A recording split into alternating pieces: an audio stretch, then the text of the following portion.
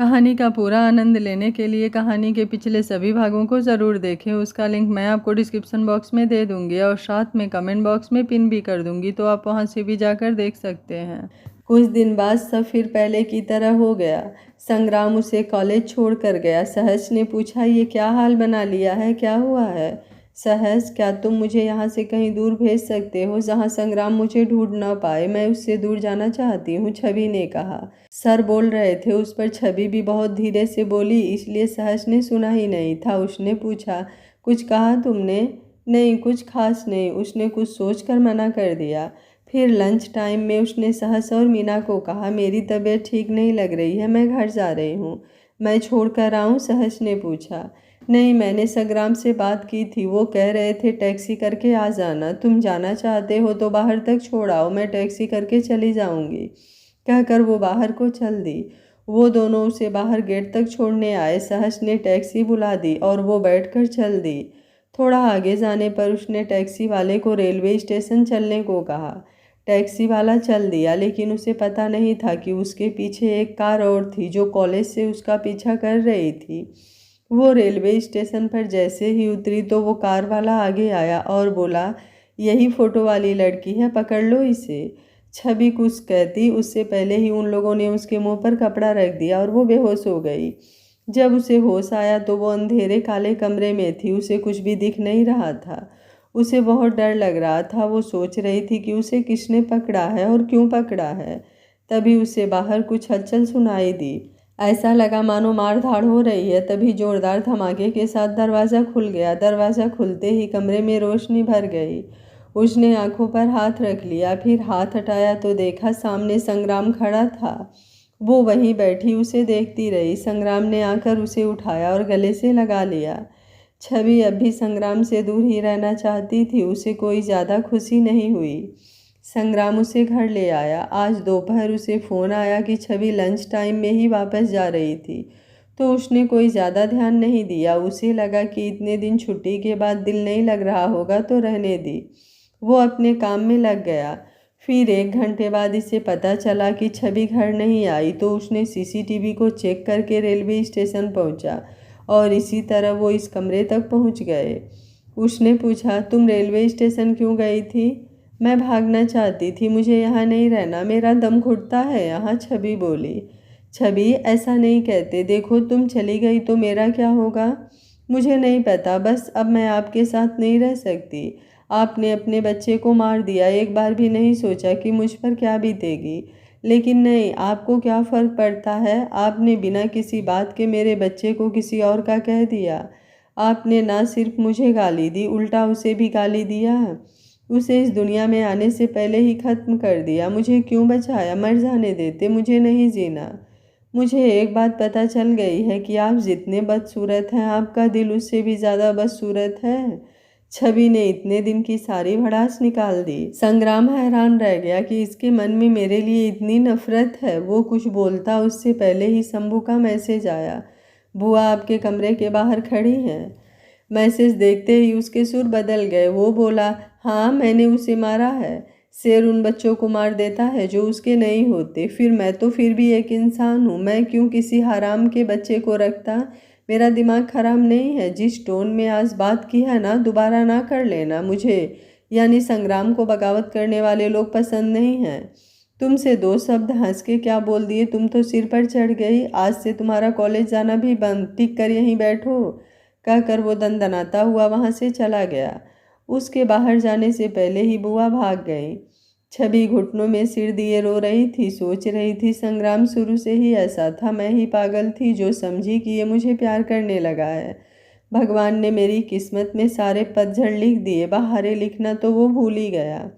संग्राम अपने कमरे में आया और आते ही उसने दीवार पर मुक्का मारा। फिर वो शीशे के सामने खड़े होकर शीशा देखने लगा। उसे छवि की बात याद आई कि तुम खुद जितने बदसूरत हो, तुम्हारा दिल उससे भी ज़्यादा बदसूरत है। उसे अपनी कही बातें याद आई तो उसे खुद से नफरत हो रही थी। छवि ने उससे नफरत करके ठीक ही किया है। फिर वो बुआ के बारे में सोचने लगा, ये किडनैप किसने करवाया था? फोटो तो किसी घर वाले ने ही दी थी। आखिर ये उतनी उलझती क्यों जा रही है? पता नहीं ये कब पकड़ में आएंगे। उसने सोचा कि उसे छवि को छोड़ देना चाहिए। उसे क्यों अपने साथ घसीटूं? मैं उसे आज़ाद कर दूंगा, जाए वो कहीं भी जाए, उसे अपनी ज़िंदगी जीने का हक है। उसने बचपन से दुख देखे हैं, अब तो खुशी देख ले।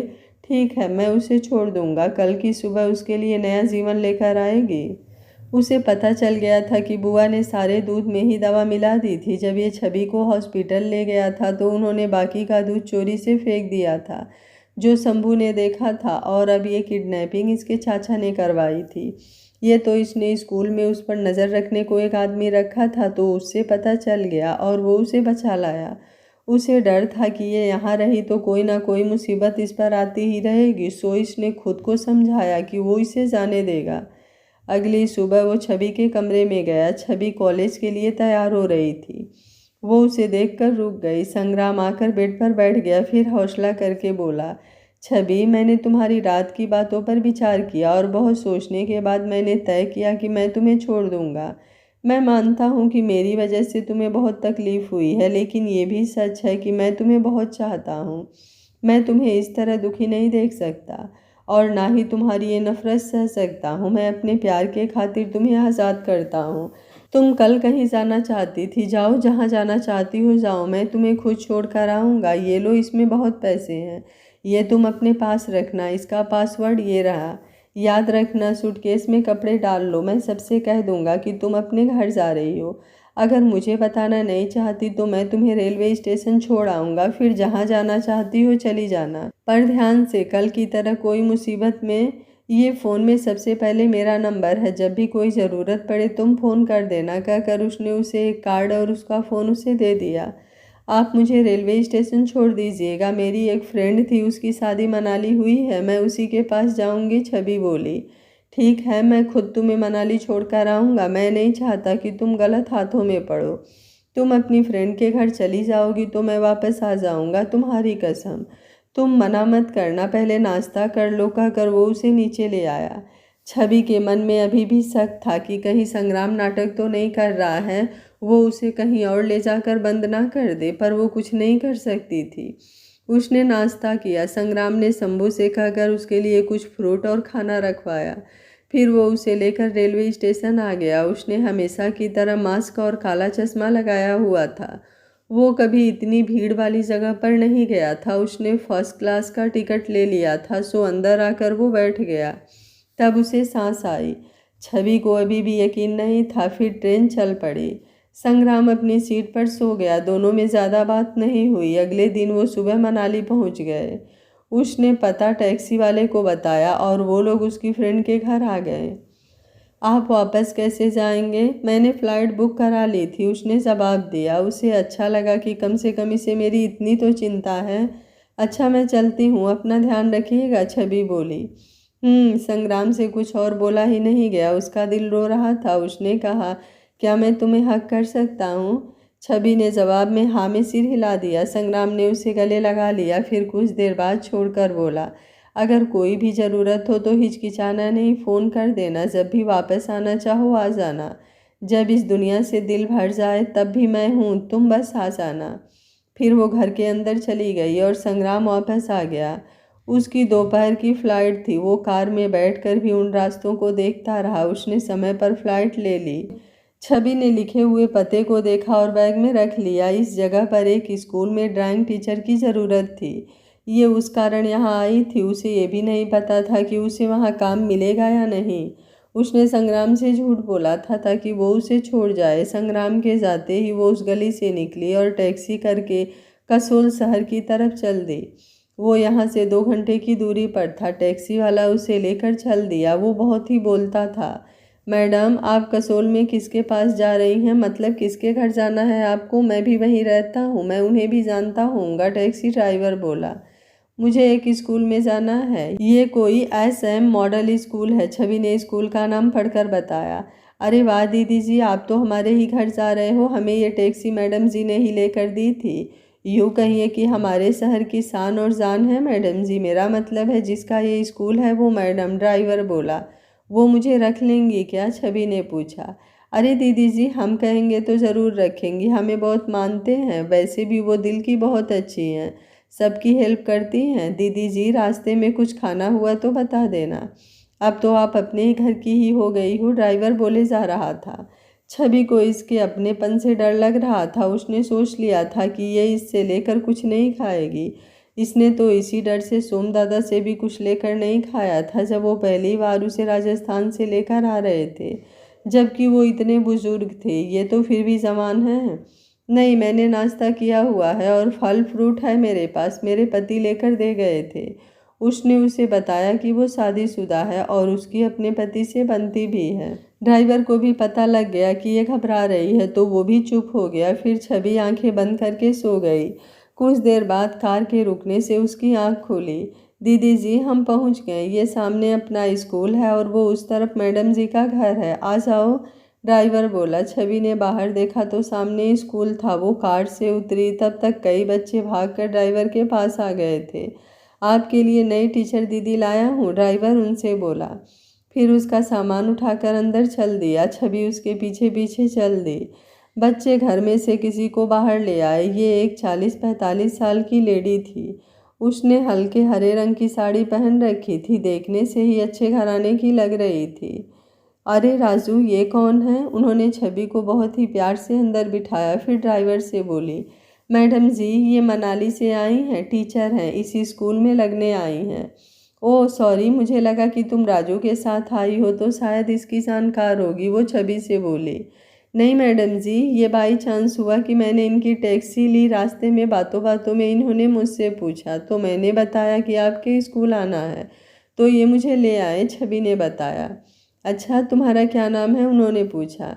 मैडम, मेरा नाम छवि है। मैं आर्ट्स कॉलेज अहमदाबाद से फाइन आर्ट्स में फर्स्ट ईयर किया है। दूसरा अभी शुरू ही किया था, किसी कारण से छोड़ना पड़ा। उसका नाम सुनकर ही मैडम ने ओके में सिर हिलाया और आगे कुछ नहीं पूछा। आओ मेरे साथ, ये मेरा घर है, ये लिविंग रूम है, ये लेफ्ट में किचन है, ये डाइनिंग हॉल। फिर वो फर्स्ट फ्लोर पर आए। ये राइट में गेस्ट बेडरूम है, इसमें तुम रह लो। मेरा बेटा है, वो बाहर पढ़ता है। ये सामने उसका कमरा है और ये साथ वाला मेरा कमरा है। उन्होंने सारा घर दिखाते हुए कहा। सब दिखाने के बाद वो उसे वापस लिविंग रूम में आ गई और चाय रखने आई नौकरानी से बोली, मौली, ये अपने स्कूल की नई मैडम है, इनका सामान गेस्ट रूम में रख दो और आज से इनका खाना भी बना लिया करना। फिर छवि को देखकर बोली, छवि, ये मौली है, खाना बनाने का काम करती है। इसके अलावा एक और काम वाली इमली आती है, वो साफ़ सफाई करती है। कपड़े हम मशीन में खुद ही धो लेते हैं। ठीक है जी, वो मुझे कुल कितने पैसे देने होंगे? मेरा मतलब किराए और खाने का मिलाकर कितना हुआ? छवि ने झिझकते हुए पूछा। तुम क्या बात कर रही हो? तुम हमारे अकेलेपन में हमारा साथ दोगी तो उल्टा हमें तुम्हें ही पैसे देने चाहिए। जैसे मेरे बच्चे हैं वैसे ही तुम हो, मैडम बोली। लेकिन ऐसे, चलो फिर मैं घर के कामों में हेल्प कर दिया करूँगी, छवि बोली। जैसी तुम्हारी मर्जी, अब तुम आराम कर लो, आज स्कूल में छुट्टी है, शाम को स्कूल का चक्कर लगा आएंगे, कहकर वो उसके कमरे में उसे छोड़ गई। छवि ने देखा कि कमरा काफ़ी बड़ा है। उसमें संग्राम के घर के बेडरूम की तरह बेड, कपबोर्ड, एक ड्रेसिंग रूम और टॉयलेट था। वो हैरान थी कि ये डिज़ाइन एक जैसे क्यों हैं। फिर उसने सोचा कि ये इत्तेफाक हो सकता है। वो नहाकर लेट गई। लेटते ही उसे संग्राम की याद आई। वो वापस पहुंच गया होगा या रास्ते में होगा। उसने फ़ोन निकालकर संग्राम को फ़ोन किया। फ़ोन बंद आ रहा था। उसे लगा कि वो फ्लाइट में होगा इसलिए बंद किया होगा। फिर वो उसका कल से आज तक उसके साथ बिताया समय याद करने लगी कि वो कैसे उसे सीट पर लेटा उसकी तरफ देखे जा रहा था। आज उसका चेहरा इतना डरावना भी नहीं लग रहा था। उसे संग्राम को गले लगाना याद आ रहा था। आज उसका दिल उसकी बाहों में समाने को तरस गया।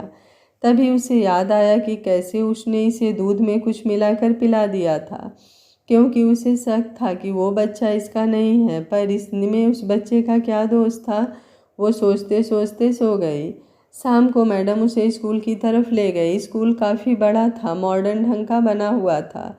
ये 10वीं तक है, बनाने को सीनियर सेकेंडरी बना लेती पर संभालना मुश्किल था। अब हमारे पास 400 बच्चा हैं और 20 के करीब टीचर हैं। इस स्कूल की फ़ीस कम है और पढ़ाई अच्छी है, जिस कारण रिजल्ट भी काफ़ी अच्छा आता है। इसलिए सभी अपने बच्चों को हमारे पास पढ़ाना चाहते हैं, मैडम ने इसे बताया। जी ये तो बहुत अच्छा है मैडम, मैं क्या पढ़ाऊँगी? तुम बच्चों को ड्राइंग करवाना, अपने स्कूल में एक और टैलेंट हो जाएगा। तुम इंटरेस्टेड बच्चों को अलग से भी पढ़ा सकती हो। हाँ जी ये ठीक है, ऐसे मेरे शौक भी पूरा हो जाएगा। आपका बेटा क्या पढ़ता है? सच बताऊं मुझे नहीं पता, उसने बताया नहीं। असल में वो नाराज़ होकर भाग गया था, अभी कुछ दिन पहले ही फ़ोन करने लगा है। जब सब ठीक हो जाएगा तो बताऊंगी। ओह सॉरी, मुझे नहीं पता था कि ऐसी बात है। सच में आई एम सॉरी। उसे बहुत बुरा लगा कि उसने क्यों पूछा, लेकिन मैडम बहुत अच्छी थी, उन्हें बुरा नहीं लगा। आज तुम्हारा पहला दिन है इसलिए ये टेंशन अभी से तुम्हें नहीं देती। कुछ दिन साथ गुजारेंगे तो एक दूसरे को जानने का मौका मिलेगा, मैडम बोली। दोनों ने रात का खाना साथ ही खाया। छवि कोई ज़्यादा चूजी नहीं थी, बचपन से चाची के साथ रही थी तो उसे खाने को कम ही मिलता था। सो अब जो भी मिलता था खा लेती थी। उसका सोचना था कि भगवान ने आज दिया है तो उसका शुक्रिया, पर किसी की आदत ना पड़ने देना। अगर वो कल ना हो तो जीना मुश्किल हो। उसे अपनी बात याद आते ही फिर से संग्राम याद आ गया। जब वो प्रेग्नेंट थी तो वो कैसे उसके खाने का ध्यान रखता था, कैसे हर चीज़ में उसका ध्यान रखता था। क्या पता मेरा सोचना गलत हो, वो काम किसी और का हो और संग्राम को भी पता ना हो।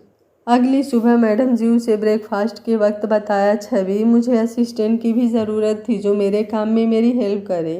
पहले एक लड़की थी, अब उसकी शादी हो गई है। रात को मैंने सोचा अगर तुम ड्राइंग टीचर के साथ साथ मेरी असिस्टेंट का काम भी कर सको तो मेरी कुछ हेल्प हो जाएगी। क्या तुम करोगी? तुम्हें इसकी एक्स्ट्रा पेमेंट दूंगी। मैं कर लूँगी, एक्स्ट्रा पे की कोई ज़रूरत नहीं है, मैं एक सैलरी में दोनों काम कर लूँगी, छवि बोली। मैडम ने मुस्कुराकर हल्के से उसके हाथ को दबा दिया। उन्होंने फ़ोन का कैमरा ऑन करके छवि से कहा, छवि इस तरफ देखना, तुम्हारी एक फ़ोटो चाहिए। कहकर उन्होंने उसकी फ़ोटो खींच ली। फिर मैडम उसे अपने ऑफिस में ले गई। छवि ने रूम के बाहर उसका नाम पढ़ा, प्रिंसिपल शारदा देवी। फिर वो स्कूल में प्रेयर होने तक उनके पास ऑफिस में ही बैठी रही और फिर प्रेयर में उनके साथ स्टेज पर गई। उन्होंने अपनी रोज़ की स्पीच के दौरान बच्चों और टीचर्स को छवि से मिलवाया और बताया, टीचर्स एंड स्टूडेंट्स ये छवि है, ये मेरी नई असिस्टेंट है, ये आपको ड्राइंग भी पढ़ाएंगी। सबने तालियां बजाई। फिर प्रेयर के बाद उन्होंने छवि को सारे स्टाफ से मिलवाया। छवि ये इंदु है, स्कूल की कोऑर्डिनेटर है, जो स्टूडेंट्स की प्रॉब्लम सॉल्व करती है और मुझ तक पहुंचाती है। ये रितु और ये रमा दोनों इंग्लिश टीचर हैं। ये मीनल और ये राजीव दोनों मैथ्स और साइंस टीचर हैं। ये दिनेश सोशल स्टडीज, इनके अलावा बाकी के अपनी क्लासेज में हैं। इन दो बाकी के टीचर्स से तुम मिला देना और इसके शेड्यूल सेट कर देना। हर क्लास में एक पीरियड होना चाहिए, हर क्लास का वीक में एक दिन ही क्लास हो। फिर वो अपने कमरे में जाने लगी तो फिर मुड़कर बोली, छवि फ्री होकर मेरे पास आ जाना। ओके कहकर छवि इंदु के साथ चली गई। मैडम अपने कमरे में आकर बैठ गई। फिर उन्होंने छवि की फ़ोटो किसी को सेंड की। तभी उनका फ़ोन बजने लगा। उन्होंने नंबर देखा तो चेहरे पर मुस्कान आ गई। वो बोली, क्या हुआ, यही है? हाँ यही है, आप इसका ध्यान रखना, देखना इसे पता न चले, बहुत ही ज़िद्दी है, आपको भी छोड़ जाएगी, खुश रखिएगा। दूसरी तरफ से आवाज़ आई, मुझे बेवकूफ़ समझा है क्या? चल लगता है वो आ रही है, कहकर उन्होंने फ़ोन बंद कर दिया। रमा आई थी। वो बोली, मैडम ये इंग्लिश एस्से कंपटीशन के लिए बच्चों के नाम हैं, ये आप अपने पास रखो। रितु के साथ मिलकर बच्चों को तैयार कराओ। बच्चों को बता देना जो सिलेक्ट होंगे वो इंटर स्कूल कंपटीशन में पार्ट लेंगे। शिवानी लिस्ट लेकर चली गई। अहमदाबाद संग्राम वापस घर आया। उसका दिल यहाँ आने का बिल्कुल नहीं कर रहा था। वो छवि के कमरे में बैठा सोच रहा था, इन सबको वो कैसे सज़ा दे सकता है? इन लोगों ने ही सब किया है, इन्होंने मेरे बच्चे को मार दिया और मैं सब जानकर भी कुछ नहीं कर पाया। उसे सबसे ज़्यादा खुद पर गुस्सा आया। उसने बेड के ऊपर लगी पेंटिंग की तरफ देखा और उसमें अपनी और छवि के चेहरे को देखकर उसके चेहरे पर स्माइल आ गई। फिर उसने स्टडी में पड़ी 2 और पेंटिंग उठाई और उसी दीवार पर लगा दी। इनमें एक पेंटिंग वो थी जिसे इसने रंग बिखेर के ख़राब कर दिया था, पर इसके बावजूद ये पेंटिंग मशहूर हो गई। संग्राम को याद आया कि उसने सहस की पेंटिंग कैसे सहस को दे दी थी। सहस ने बहुत रिक्वेस्ट की, फिर पैसे भी देने चाहे, पर इसने छवि के कहने पर उसे फ्री में ही दे दिया। संग्राम सोच रहा था, मैंने उसके लिए इतना सब किया पर उसे मेरा प्यार नहीं दिखा। मैं किसी लड़के को उसके पास फटकने भी नहीं देता, फिर भी मैंने उसे सहज के साथ रहने दिया, सिर्फ इसलिए कि कहीं वो नाराज़ ना हो जाए। मैंने कभी खुद के लिए पानी उठाकर भी नहीं पिया था। वो उसके लिए सुबह उठकर दूध गर्म करता था, पर उसे इन बातों में मेरा प्यार नहीं दिखा। क्यों नहीं दिखा? आखिर छोड़ ही गई। सुबह उसने शंभू को अपने साथ लिया और कंपनी आ गया। उसने शंभू से कहा, आज से हमारी लड़ाई शुरू होगी। कहकर संग्राम ने उसे एक कागज़ दिया और बोला, ये लिस्ट रख लो, सीरियल वाइज सबके नंबर लगेंगे। इन्हें पैसा चाहिए ना, देखना कैसे मैं इनके सपने पूरे करता हूँ। इन्हें आसमान पर ले जाकर छोड़ दूंगा तो ये नीचे को गिरेंगे और तब मैं ज़मीन भी खींच लूँगा। जितना इन्होंने मुझे तंग किया है ना, उतना ही इन्हें भी तंग करूँगा। उसने अपने बड़े भैया के अकाउंट्स की जॉब की। उसे पता चला कि कोई विदेशी कंपनी से उसके अकाउंट्स में बहुत पैसा गया था और वो पैसा इसी कंपनी का था। उसने शंभू को इशारा किया तो शंभू ने कहा, डोंट वरी सर, मैं उस कंपनी का जल्द ही पता लगाता हूँ। आपके मिशन में मैं आपकी हर हेल्प करूँगा। असल में शंभू संग्राम का दोस्त था। इसका असली नाम सिद्धार्थ था और इसे सब सिड कहते थे। जो शेरलॉक होम्स का फ़ैन था और उसी की तरह परफेक्ट था। उसे जब संग्राम ने अपनी कहानी बताई तो वो इसकी हेल्प करने के लिए झट तैयार हो गया और इसका नौकर बनकर आ गया। ये कंपनी मिलते ही तुम्हें पता है ना कि क्या करना है? संग्राम ने पूछा। कहकर उसके चेहरे पर खतरनाक स्माइल आ गई। शंभू ने अपना काम शुरू कर दिया। वो रूप बदलने में माहिर था। वो उस विदेशी कंपनी में गया। वहाँ उसने जो देखा वो हैरान रह गया। उसे वहाँ मिस्टर रामशरण मिला जो कंपनी का सीईओ था। वो वहाँ पर एक डिज़ाइनर के रूप में गया। वो सीईओ से मिला। हेलो, मैं अशोक कुमार हूँ, मैं फैशन डिज़ाइनर हूँ। मुझे पता लगा है कि आप लोग ये कंपनी बेच रहे हैं। मैं ये जगह खरीद कर अपना काम शुरू करना चाहता हूँ। जाने को तो मैं कहीं भी चला जाता, पर मुझे उस संग्राम मेहता से बदला लेना है। उसने मेरे पापा का काम खराब किया, अब मैं उसका करना चाहता हूँ। मुझे ये कंपनी दुगने दाम में भी लेने को तैयार हूँ। उसने अपना जाल फैलाया। रामशरण उसकी बातों में आ गया। वो बोला, ऐसा है, हम बेचना तो चाहते हैं पर कंपनी की मालकिन अभी यहाँ नहीं है। यहाँ होती तो बात हो जाती। वो देश से बाहर हैं क्या? नहीं है तो यहीं। अच्छा, मैं फ़ोन करता हूँ। कहकर वो इसे काफ़ी देकर फ़ोन करने चला गया। शंभू के कोट के बटन में कैमरा था। संग्राम अपने कमरे में बैठा सब देख रहा था। उसे रामशरण को देखते ही याद आ गया। जब वो बहुत छोटा था ये इनके घर का नौकर था, पर ये यहाँ क्या कर रहा है? संग्राम कुछ कहता, इतने में वो अंदर आ गया। वो आते ही बोला, आपकी किस्मत अच्छी है, वो यहीं थी और अभी एक मीटिंग से फ्री हुई हैं। वो कुछ देर में आती होंगी। आइए, इतने में आपको कंपनी का दौरा करा दूँ। वो चल पड़ा। शंभू मतलब सिड उसके पीछे चल पड़ा। इससे गिनकर कुल 10 कमरे थे। सब के सब डिब्बों से भरे पड़े थे। इन डिब्बों में क्या है? कपड़े हैं। कपड़े? जी, यही तो हमारा काम है, हम कपड़े सप्लाई करते हैं। ओह, तब तो ये मेरे लिए और भी अच्छा है। मैं कंपनी के साथ साथ ये कपड़े भी ले लूँगा। सिड हंसते हुए बोला। हाँ, इसलिए दिखा रहा हूँ। रामशरण भी हंसते हुए बोला। वो लोग घूम कर वापस आए तो ऑफिस चेयर पर एक लेडी बिजनेस सूट में बैठी थी। जब वो अंदर आए तो उस लेडी ने खड़े होकर उसकी तरफ हाथ बढ़ाया और बोला, हेलो मिस्टर, मैं इस कंपनी की मालकिन हूँ, स्मिता दीवान। सीड और संग्राम दोनों की चीख निकलते निकलते रुकी। ये क्या? ये तो बुआ है। वो लेडी जो सारा दिन सफ़ेद कॉटन की साड़ी पहने गांव की गंवार सी बुढ़िया बनी फिरती है, वो आज मॉडर्न बिजनेस वुमेन कैसे बन गई? ओह हेलो, अच्छा तो आप हैं मिस दीवान, आइए बैठिए। हाँ जी, अब बताइए क्या काम है? जी, मैंने सुना था आप ये कंपनी बेच रही हैं। मुझे ये कंपनी खरीदनी है, इसलिए बात करने आया था। मिस्टर रामशरण कहते हैं कि आप आकर बात करेंगी तो आपका वेट कर रहा था, सिडनी स्टाइल से कहा। ऐसा है कि हमें भी पैसों की ज़रूरत है, बेचनी तो है ही। आप अच्छी कीमत दे तो हम आपको दे देंगे। ठीक है, आप कितनी मांग रहे हो? जी 60 लाख, वो बोली। 60 तो बहुत ज़्यादा है। चलो ठीक है, मैं आपको 60 लाख ही दूंगा। मैं आपसे शाम को मिलता हूँ। अच्छा, क्या मैं कपड़े अभी उठवा सकता हूँ? शाम को मैं पैसे लेकर आ ही रहा हूँ। आपको मुझ पर शक तो नहीं है? ये देखिए मेरे अकाउंट्स की कापी, इतने पैसे हैं। उसने जानबूझकर अपने 15 करोड़ का अमाउंट दिखाया। उनके मुंह खुले के खुले रह गए। वो उसकी बात मान गए। उसने किसी से कहकर कपड़े उसकी कार में रखने को कहा। वो बड़ी कार लाया था। करीब करीब सारे कपड़े कार में आ गए। वो लेकर रफू चक्कर हो गया। उसने ये सामान एक गोदाम में पहुंचा दिया। फिर वो दोबारा शंभू बनकर घर आ गया। वो लोग वहाँ उसकी वेट करते रहे। ये लाखों का कपड़ा ले उड़ा था। उन्होंने फ़ोन ट्राई किया, फ़ोन भी बंद आ रहा था। वो कंपनी के चक्कर में कपड़े गंवा बैठे थे। संग्राम आया तो शंभू पानी लेकर उसके पास आया। उसने अंदर आते ही कहा, ये कपड़े तो वापस आ गए हैं, अब आगे क्या करना है? यार मैं तो हैरान हो गया। वो बुआ ही थी। बुआ, वो भी इस तरह की, मैंने सोचा ही नहीं था। ये जो राम शरण है ना, ये हमारा नौकर हुआ करता था। इनका इनके साथ क्या लिंक है? ये तेरा दोस्त किस दिन काम आएगा, तू फिक्र ना कर, तुझे ये भी पता करके दूंगा। बस बदले में मुझे वो नई स्पोर्ट्स कार चाहिए जो कुछ दिन पहले लॉन्च हुई है। संग्राम बोला, ओके। फिर वो मुस्कुराता हुआ कमरे से चला गया। संग्राम चाहता था कि ये जल्दी से इन लोगों को पकड़ सके ताकि वो छवि से मिल पाए।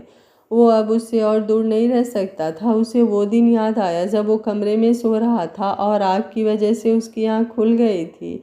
उसने खिड़की से कूदकर अपनी जान बचाई थी। वो बहुत जल गया था। उसका चेहरा बुरी तरह जल गया था। तब उसने सिड को फ़ोन करके बुलाया था। ये सिड और डॉक्टर रवि इसके कॉलेज के फ्रेंड्स थे। सिड और रवि ने मिलकर इसको ठीक कराया। जब इसने ठीक होकर अपना जला हुआ चेहरा देखा तो वो चीख पड़ा था। वो इतनी बदसूरती देख के मायूस हो गया था। वो डिप्रेशन में चला गया था। रवि और सिड ने ही इसे डिप्रेशन से निकाला। रवि उसे अमेरिका से प्लास्टिक सर्जरी कराने ले गया। सिड भी साथ ही गया। सिड ने सलाह दी, संग्राम मेरी बात सुन, जिसने भी तेरे साथ ये किया है वो तेरे ही घर से कोई होगा। तुझे उन सब से बचकर रहना होगा। इनको प्लास्टिक सर्जरी के बारे में नहीं बताना। हाँ, तू ठीक कह रहा है, अब मुझे इन सब से बचकर रहना होगा, संग्राम बोला।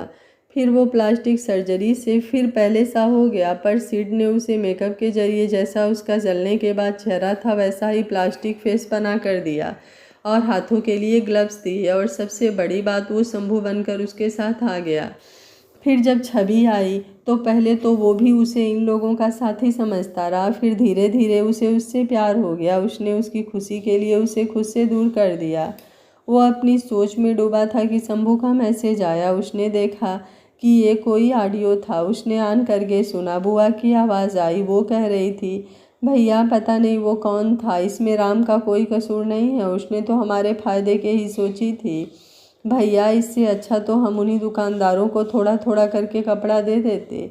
एक साथ के चक्कर में लाखों का नुकसान हो गया।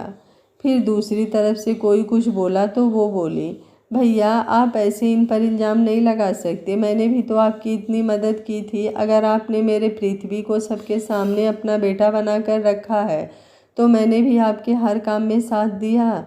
आपके कहने पर संग्राम को क्या से क्या बनाया। फिर उसने फ़ोन बंद कर दिया। संग्राम इस बार उनकी बात सुनकर हैरान हो गया। ये पृथ्वी भैया पापा के बेटे नहीं बल्कि बुआ के बेटे हैं। ये सब इस घर में हो क्या रहा है? तभी बुआ भैया को कंपनी में शामिल करने को कह रही थी और पापा ने सबसे ज़्यादा हैरान किया है। क्या मैं उनका बेटा नहीं? और हर्ष वो कौन है? उसने शंभू से चाय लाने को कहा। शंभू चाय बनाकर ले आया। उसने दरवाज़ा बंद करके कहा, क्या बात है, लगा झटका? हाँ यार, जोर का झटका जोर से लगा। अजीब अजीब बात पता लग रही है। अगर पृथ्वी भैया बुआ के बेटे हैं तो क्या ये राम शरण? संग्राम बोला, तू चिंता ना कर, मैंने उसके पीछे भी आदमी लगा दिया है। जल्द ही सारी रिपोर्ट मिल जाएगी। तू बुरा ना माने तो एक आदमी तेरे पापा के पीछे भी लगा दूँ? सिड बोला, हाँ तू ऐसा कर, भैया भाभी के पीछे भी लगा दे। वो छवि की किडनैपिंग का पता चला। चाचा ने किडनैपिंग क्यों कराई? मेरे ख्याल से उनका एक ही मकसद हो सकता है, वो छवि को तुमसे दूर करना चाहते थे। अब जब तुमने खुद ही उसे दूर कर दिया तो वो भी टिक कर बैठ गए। मनाली, छवि स्कूल के काम सीख गई थी। वो मैडम को असिस्ट भी करती थी और क्लासेस भी लेती थी। बच्चों से उसकी अच्छी बॉन्डिंग थी। वो बच्चों को उनकी क्लास के हिसाब से पेंटिंग सिखा रही थी।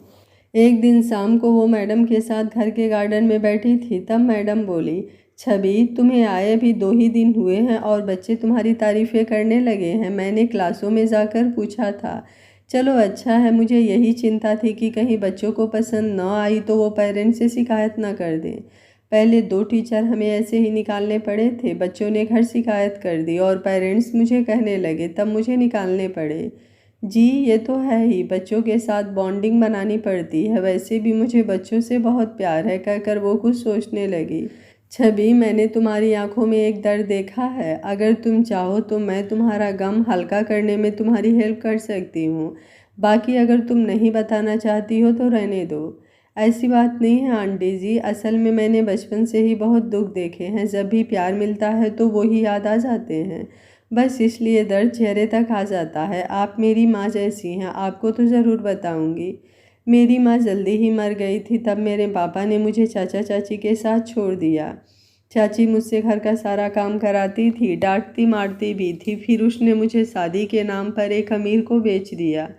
उसने मुझे पहले बहुत दुख दिए, फिर प्यार दिया। फिर मैं प्रेग्नेंट हो गई तो उसने मेरे बच्चे को मार डाला, क्योंकि उसे शक था कि वो उसका बच्चा नहीं था। आप सोच भी नहीं सकती कि मुझ पर क्या बीती। मैं किसी को बता भी नहीं सकती। जिसे मैंने इतना प्यार दिया, मान सम्मान दिया, उसने ये सब किया। मैं बहुत दुखी हुई। मैंने उसे छोड़ने का फैसला किया। फिर उसने खुद ही मुझे छोड़ दिया। वो मुझे मनाली तक छोड़ने आए थे, लेकिन उस दिन ऐसा लगा कि ये ऐसा काम नहीं कर सकते। कई बार हम लोगों को समझने की गलती कर लेते हैं और कई दफ़ा हमारे सुनने में फ़र्क हो जाता है। ज़िंदगी इसी तरह निकल जाती है, हम बाद में पछताते रह जाते हैं। मैडम कुछ सोचते हुए बोली, हाँ जी, कुछ बातें भूलती नहीं हैं। मुझे मेरी चाची भी बहुत कुछ कहती थी, पर उनकी एक भी बात मुझे आज याद नहीं है। पर उनकी एक एक बात मेरे कानों में आज भी गूंजती है। मैं उनकी बात चाह कर भी नहीं भुला सकती। छवि बोली, देखो बेटी, सब कुछ आगे की बढ़ते हैं। सूरज, नदियाँ, दरिया सब आगे बढ़ते हैं। यही कुदरत का नियम है। तुम्हें भी सब भूल कर आगे बढ़ना चाहिए। मेरी अपनी ज़िंदगी इसी तरह की है।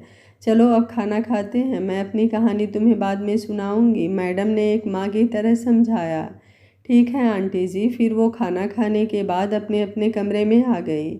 वो संग्राम को याद करने लगी। उसका मन कर रहा था कि वो संग्राम से बात करे। उसने अपना फ़ोन उठाया। वो बार बार फ़ोन के नंबर मिलाती, पर फिर डिलीट कर देती। धक धक उसका दिल ज़ोर ज़ोर से धड़कने लगा। उसके हाथ काँप रहे थे। उसने फिर भी हिम्मत करके संग्राम का नंबर मिला दिया।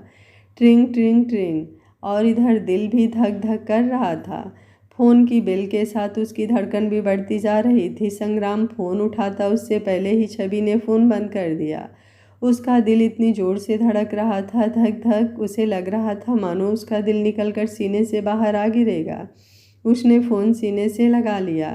ट्रिंग ट्रिंग उसका फ़ोन बजने लगा। घबराहट में फ़ोन उछलकर नीचे गिर गया, पर फ़ोन नीचे गिरकर बंद हो गया। उसने फ़ोन उठाकर साइड रख दिया और चादर ओढ़कर सो गई। अहमदाबाद। संग्राम नहाकर आया था कि उसने अपना फ़ोन बजता सुना। वो आकर उठाने लगा तो वो बंद हो गया। उसने देखा कोई अनजान नंबर है। उसके दिल को एक झटका सा लगा। उसका दिल हिल गया, कहीं ये छवि तो नहीं। उसने उस नंबर को खुद मिलाया। वो थोड़ी देर बजा, फिर बंद हो गया। उसने कई बार फ़ोन मिलाया, लेकिन फ़ोन बंद ही आ रहा था।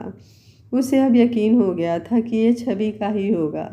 उस रात संग्राम सो नहीं पाया। दूसरी तरफ मनाली में छवि को भी नींद नहीं आ रही थी। वो बंद फ़ोन देखती रही, फिर रख देती। बाहर तेज हवाएं चल रही थी। उन हवाओं की आवाज़ उसे संग्राम की आवाज़ लग रही थी, मानो वो उसे पुकार रहा हो। शुरू शुरू में वो ऐसे ही कर्कश आवाज़ उसकी होती थी। संग्राम को चिंता होने लगी, कहीं छवि को कुछ हो तो नहीं गया, कहीं फिर से उसे किसी ने किडनैप तो नहीं कर लिया, कहीं वो किसी मुसीबत में तो नहीं है। मैं अभी जाकर देखता हूँ। सोचते ही उसने कार उठाई और चल दिया। उसने अपने साथ ज़रूरी कागज़ ले लिए। वो कार से चल दिया। वो बिना रुके सारी रात चलता रहा। उसने नेट पर चेक किया था, मनाली जाने के लिए 25 घंटे लगते हैं। सुबह होने लगी थी। वो एक होटल में गया। उसने मुंह हाथ धोया और खाना खाकर दोबारा चल दिया। इसी तरह वो चलता रहा। वो रात में निकला था। जल्दबाजी में वो मेकअप करना भी भूल गया। उसने सोचा यहाँ उसे कौन जानता है, सो ऐसे ही चलने दो। वो शाम के 5 बज गए थे। वो बहुत थक गया था और उसने फ़ोन की बैटरी बंद हो गई थी। वो एक होटल में गया और खाना खाकर आराम करने लगा। उसका फ़ोन चार्ज हुआ तो उसे सिट का फ़ोन आया। हेलो, कहाँ है तू? मैंने सब तरफ देखा, सारा दिन ख़त्म हो गया। तुझे पता है मैं कितना डर गया था। ऊपर से तुम्हारा फ़ोन भी बंद आ रहा था। सिड ने उसके फ़ोन उठाते ही कहा, यार, रात में एक अनजान नंबर से फ़ोन आया था, मुझे यकीन है वो छवि का था। मैं उससे मिलने मनाली जा रहा हूँ। इस वक्त सोनीपत में हूँ। कल सुबह पहुँच जाऊँगा। फ़ोन चार्ज नहीं था, अभी चार्ज किया है। संग्राम ने पूरी बात बता दी। तेरा दिमाग खराब हो गया है क्या? इतनी दूर तू कार से कैसे जा सकता है? जाना ही था तो फ्लाइट से चला जाता या ट्रेन से चला जाता। बस आधे में आ गया हूँ, आधा कल चला जाऊँगा, रेस्ट करने लगा हूँ, कहकर संग्राम ने फ़ोन बंद कर दिया। वो आराम से सो गया। वो रात को उठा और नाश्ता करके फिर से सफ़र शुरू कर दिया। वो हवा को चीरता हुआ बढ़ा जा रहा था। इस वक्त उसे सिर्फ छवि की चिंता थी। अगली सुबह वो मनाली पहुंच गया। उसने उस दिन जिस घर के सामने छवि को छोड़ा था वो वहां गया। उसने गेट खटखटाया। अंदर से एक लड़की आई। उसने पूछा, मैं छवि से मिलने आया हूँ, उसे बुला दीजिए। उस लड़की ने इस हैंडसम लड़के को देखा तो देखती रह गई। गोरा चिट्ठा, 6 फुट लंबा, कोट पैंट पहने सामने खड़ा था और किसी छवि के बारे में पूछ रहा था। उस लड़की ने जवाब दिया, यहाँ कोई छवि नहीं है। आप झूठ बोल रहे हैं। छवि को मैं यहीं छोड़ कर गया था, वो यहीं कहीं होगी। आप सुन क्यों नहीं रहे? छवि नाम की किसी लड़की को मैं नहीं जानती और आपको फिर भी यकीन नहीं है तो आइए देख लीजिए। उसने दरवाजे से हटते हुए कहा। संग्राम अंदर चला गया। उसने अंदर आकर सारे कमरे देखे, फिर छत देखी पर कोई नहीं मिला। वो वापस नीचे आया तो वहाँ एक बुढ़िया बैठी थी। वो संग्राम को देखकर बोली, यहाँ आओ बेटा, यहाँ बैठकर बताओ क्या बात है। फिर उस लड़की की तरफ देखकर बोली, जाओ बेटा, जाकर इनके लिए पानी लेकर आओ। बुढ़िया ने एक 2-3 साल के बच्चे को अपनी गोद में बिठाते हुए कहा, जो संग्राम से डरकर उसकी गोद में घुस गया था। संग्राम ना चाहते हुए भी बैठ गया। उसके दिल में तूफान उठा पड़ा था। उसका सिर दर्द से फटा जा रहा था। वो कैसे उसे अपने दिल से कहे कि छवि ने उसे झूठ बोला, जबकि उसका दिमाग उसे चीख चीख कर कह रहा था कि छवि यहाँ आई ही नहीं। ये दोनों में उसकी हम उम्र कोई नहीं है। अगर उसकी कोई सहेली होती तो वो उसकी हम उम्र होती, लेकिन यहाँ एक उससे 10 साल बड़ी है और दूसरी उसकी दादी की उम्र की है। लीजिए, पानी पी लीजिए। उस लड़की ने आकर उसे पानी दिया तो वो अपने ख्यालों से निकला और पानी पीकर बोला, सॉरी, मैंने आपको गलत समझा। असल में मैं अपनी वाइफ छवि को यहाँ छोड़ने आया था।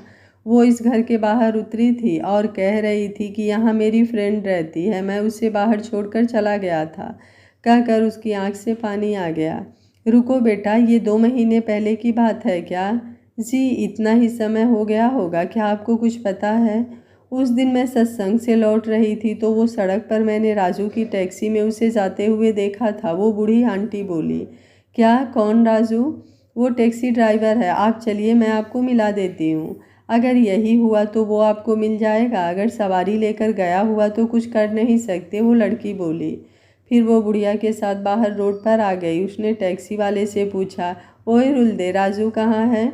वो तो सवारी छोड़ने गया है, रुल्दा बोला। कहाँ गया है? अपने गांव कसोल ही गया है, वहाँ की सवारी मिल गई थी, कह गया था घर चले जाएगा, रुल्दा बोला। बेटा, ये राजू का दोस्त है, कह रहा है कि उसे उसके गांव कसोल की सवारी मिल गई थी, वहीं गया है। बेटा जी, आप वहाँ जाना चाहते हो तो जा सकते हो या फिर यहीं रुक जाओ, सुबह यहीं मिल लेना। नहीं आंटी जी, मुझे अभी जाना होगा, आपका धन्यवाद, कहकर उसने उनके बच्चे को 500 रुपये दे दिए और उनसे एड्रेस लेकर और डायरेक्शन पूछकर वहाँ से चल दिया। उन्होंने इसे बताया था कि 2 घंटे का सफ़र है। उसने सोचा, जब उसने 25 घंटे का सफ़र तय करके यहाँ तक आया था, अब 2 घंटे का सफ़र उसके लिए मामूली बात है। वो छवि तक जल्दी पहुँचना चाहता था। 2 घंटे का सफ़र उसने 1.5 घंटे में ही पूरा कर लिया। उसने शहर पहुंचकर राजू का एड्रेस देखा। उसमें नियर SM मॉडल स्कूल लिखा था। वो इस स्कूल के पास आया। वहाँ स्कूल के बाहर एक लेडी बच्चे के साथ खड़ी थी। वो उसके पास गया और उसने कहा, एक्सक्यूज़ मी, ये घर किस तरफ है, क्या आप बता सकती हैं? जी, कौन सा? वो लड़की जैसे ही मुड़ी, संग्राम उसे देखता ही रह गया। ये छवि थी, उसकी छवि। वो उसकी तरफ बिना पलक झपकाए देखे जा रहा था। जी, किसका एड्रेस पूछ रहे हैं आप? सुनिए, छवि ने उससे कहा। वो बोला, अब भी कुछ नहीं, और उसने छवि की तरफ कागज़ बढ़ा दिया। छवि ने कागज़ देखकर सीधे इशारा करते हुए कहा, सीधे जाकर वो दूसरा घर है, कहकर वो बच्चे को लेकर स्कूल में चली गई। संग्राम हैरान हो गया कि इसने मुझे पहचाना क्यों नहीं। उसे तब याद आया कि उसने तो मेकअप किया ही नहीं। वो इस गोरे चिट्टे संग्राम को नहीं पहचानती। वो राजू के घर गया। राजू ने उसे घर में बिठाया। संग्राम ने उससे दोस्ती कर ली, फिर उसे कुछ समझाया। संग्राम ने उससे यहाँ का बढ़िया होटल पूछा और उसके बताए होटल में रुक गया। उधर छवि रह रहकर इसी के बारे में सोच रही थी। जब उसने उसे आवाज़ लगाई तो उसकी तरफ इसकी पीठ थी। उस वक्त उसे उसकी आवाज़ संग्राम जैसी लगी। उसने खुश और हैरान होकर उसकी तरफ देखा था, लेकिन जब उसने उसका चेहरा देखा तो वो समझ गई कि ये कोई और है, मेरे संग्राम नहीं है। छवि संग्राम को कैसे भूल सकती थी? उसकी आवाज़, उसका चेहरा किसी से नहीं मिलता था।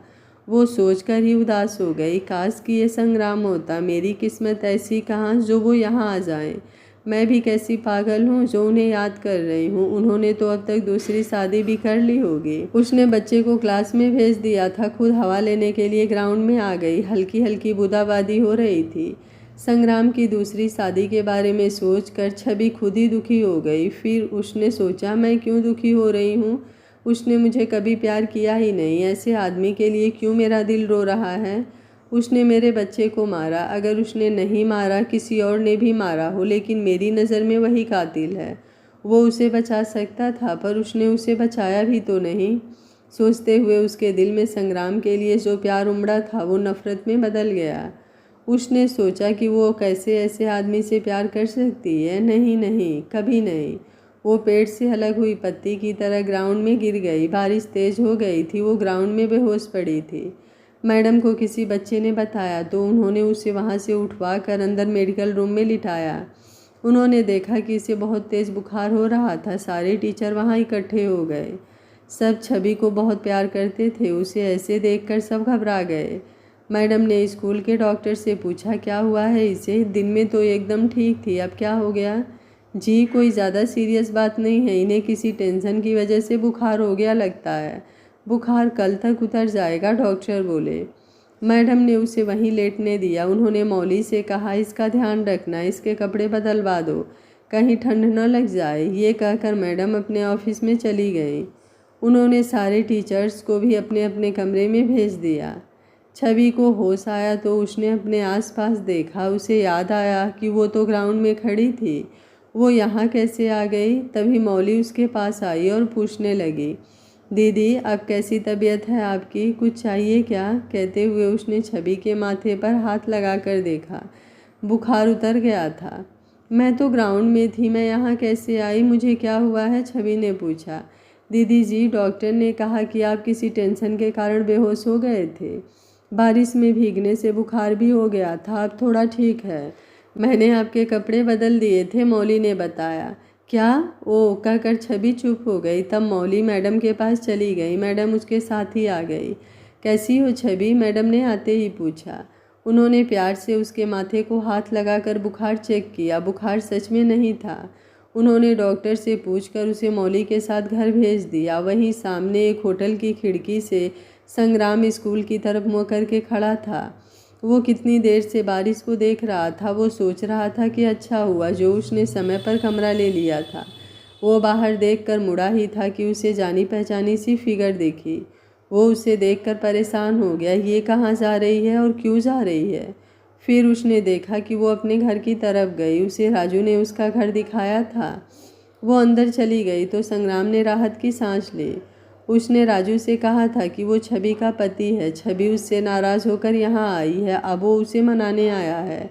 राजू उसकी हेल्प करने को तैयार हो गया। राजू ने उसे ऐसे होटल का ऐसा कमरा दिलवाया जहाँ से स्कूल और छवि का घर साफ दिखते थे। राजू ने वादा किया कि वो उसकी छवि को मनाने में हेल्प भी करेगा। बदले में संग्राम ने राजू को पैसे दिए थे। राजू भी खुश और संग्राम भी खुश। उसने राजू को फ़ोन किया, राजू छवि अभी भी घर वापस आई है, देखकर तो आना कि क्या हुआ है। राजू फ़ोन ऑन ही रखकर उनके घर गया। उसने दरवाज़ा खटखटाया तो मौली ने दरवाज़ा खोला। राजू ने पूछा, क्या बात है? मैंने सुना दीदी जी भी घर आ गई हैं, क्या हुआ? मौली धीरे से बोली, वो दीदी जी बारिश में बेहोश हो गई थी। डॉक्टर कहते हैं कि टेंशन की वजह से बेहोश हो गई हैं। पता नहीं बेचारी किस बात की टेंशन करती रहती है, अपने बारे में बताती भी तो नहीं। मैडम कहती है कि इसके पति अच्छे नहीं थे, इसलिए ये घर छोड़कर आई है। तुम किसी को बताना मत, मैं तो सिर्फ तुझे अपना समझकर कह रही हूँ। मौली बोली। वो राजू को प्यार करती थी, पर राजू की पत्नी को मरे अभी कुछ ही महीने हुए थे। एक बेटा भी था, इसलिए वो उसे ज़्यादा भाव नहीं देता था। ये तो आज संग्राम के कारण आ गया, नहीं तो आता ही नहीं। वो वहाँ से होटल आ गया और संग्राम को सारी बात बताई। संग्राम को लगा था कि छवि ने उसे पहचाना नहीं, लेकिन उसे अब लगा कि शायद उसे फिर मेरी याद आ ही गई।